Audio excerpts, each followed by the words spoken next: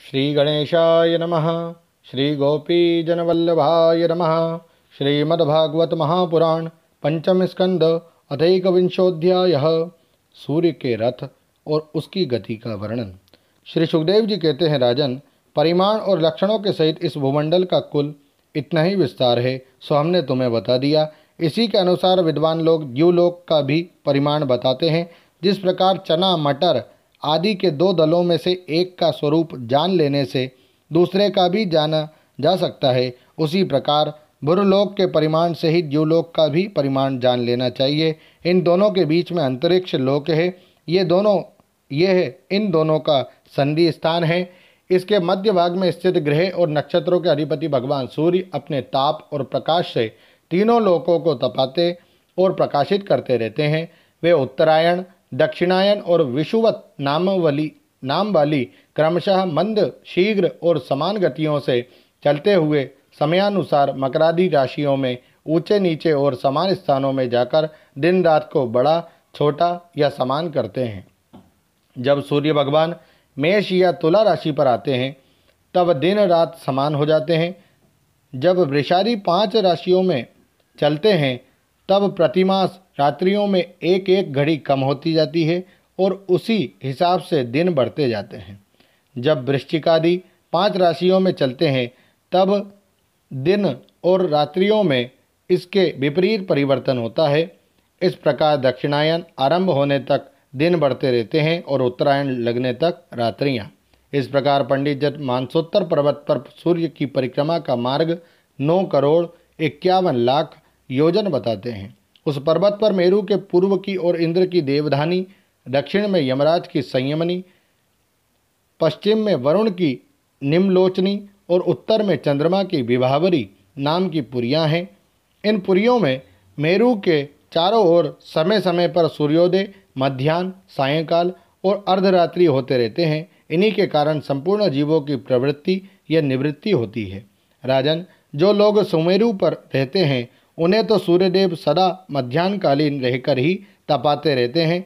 वे अपनी गति के अनुसार अश्विनी और आदि नक्षत्रों की ओर जाते हुए यद्यपि मेरु को बाईं ओर रखकर चलते हैं तो भी सारे ज्योतिर्मंडल को घुमाने वाली निरंतर दाईं ओर बहती हुई प्रवाह वायु द्वारा घुमा दिए जाने से वे उसे दाईं ओर रखकर चलते जान पड़ते हैं।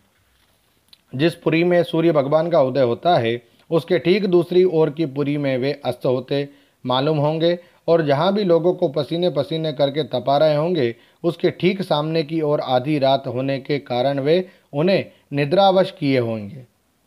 जिन लोगों के मध्याह्न के समय वे स्पष्ट दिख रहे होंगे वे ही जब सूर्य सौम्य दिशा में पहुँच जाएं तब उनका दर्शन नहीं कर सकेंगे। सूर्यदेव जब इंद्र की पुरी से यमराज की पुरी को चलते हैं तब 15 घड़ी में वे 2.25 करोड़ और 12.5 लाख योजन से कुछ 25,000 योजन अधिक चलते हैं। फिर इसी क्रम से वे वरुण और चंद्रमा की पुरियों को पार करके पुनः इंद्र की पुरी में पहुँचते हैं। इस प्रकार चंद्रमा आदि अन्य ग्रह भी ज्योतिष चक्र में अन्य नक्षत्रों के साथ उदित और अस्त होते रहते हैं।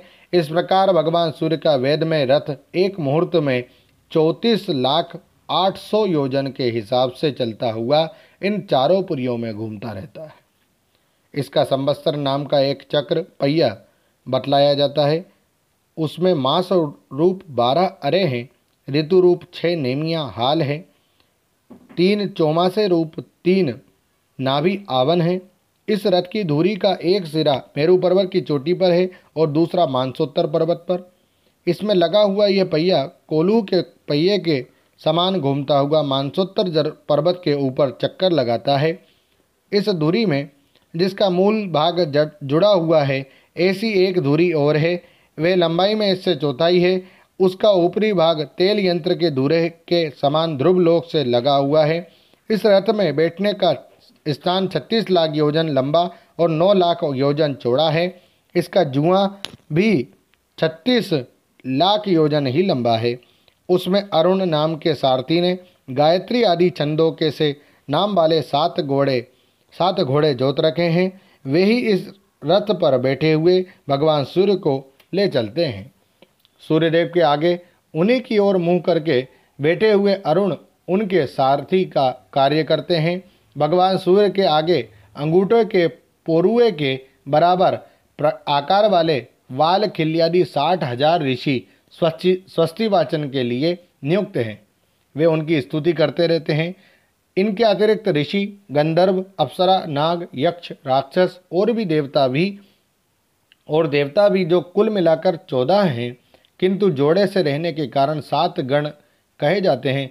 प्रत्येक मास में भिन्न भिन्न नामों वाले होकर अपने भिन्न भिन्न कर्मों से प्रत्येक मास में भिन्न भिन्न नाम धारण करने वाले आत्मस्वरूप भगवान सूर्य की दो दो मिलकर उपासना करते हैं। इस प्रकार भगवान सूर्य भूमंडल के 9 करोड़ 51 लाख योजन लंबे घेरे में से प्रत्येक क्षण में 2002 योजन की दूरी पार कर लेते हैं। ओम नमो भगवते वासुदेवाय।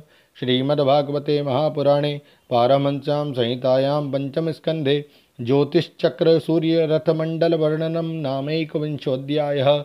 श्रीराधाकृष्णार्पणमस्तु। हरये नमः, हरये नमः, हरये नमः। जय श्री कृष्ण।